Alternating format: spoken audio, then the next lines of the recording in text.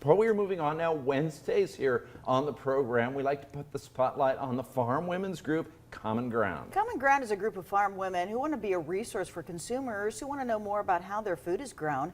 Joining us now is Common Ground volunteer Megan Horak from the Western area. Thanks for being here today. Thanks for having me, guys. Yeah, you bet. Busy time of year for you all on the farm. Yes, it's very busy. As everyone is aware, our harvest is rolling at full speed. We've had some great weather to get that done, and I think a lot of people will be finishing up by the end of the month. Great, that's good news. We want to talk about what life is like for you. I mean, I grew up on a farm, so I know how busy that was for my mom and my grandma. So what's it like for you now as a mom? As a mom of 3 little kids, harvest season can be pretty crazy. And sometimes it can be really overwhelming when I'm used to having an extra set of hands with my husband, who's normally there to help with bedtime, help with routines and stuff like that. So when you're trying to wrangle 3 little kids and get supper to the field or on the table, it can just be a lot.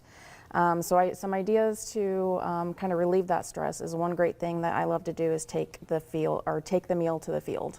That way the kids get to see their dad for a little bit because they've had a long day at school. Dad hasn't seen them, since they got on the bus.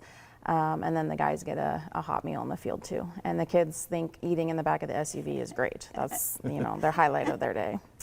Another thing I've learned is just to accept that not everything has to get done. The dust will still be there after harvest. Housework kind of gets put on hold and we just focus on, making sure everybody has clean laundry and meals and we keep on rolling.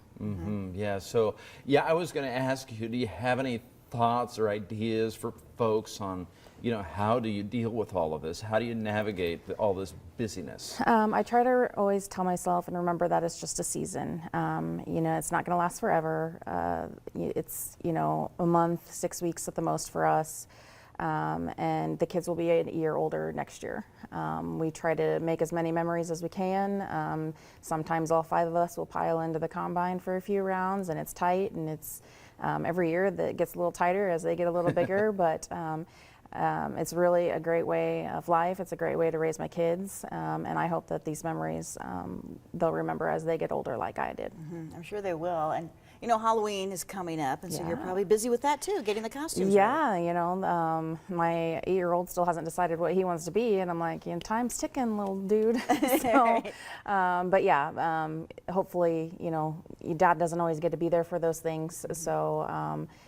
And sometimes that's hard, but the kids understand, when they are upset that he's not there at bedtime, we just talk about how dad's, helping feed the world and that he's doing his job and that it won't last much longer, and that usually helps. That's really good to know, and it's good you're reminding us that this is really a busy time of the year for producers. And it's just good to know and a reminder for us when we're out on the roads and everything like that. Yes. Slow down, have some patience. Slow down, have some patience. There's a lot of blind intersections out there. Look both ways. Come to at least partial or complete stop at those intersections.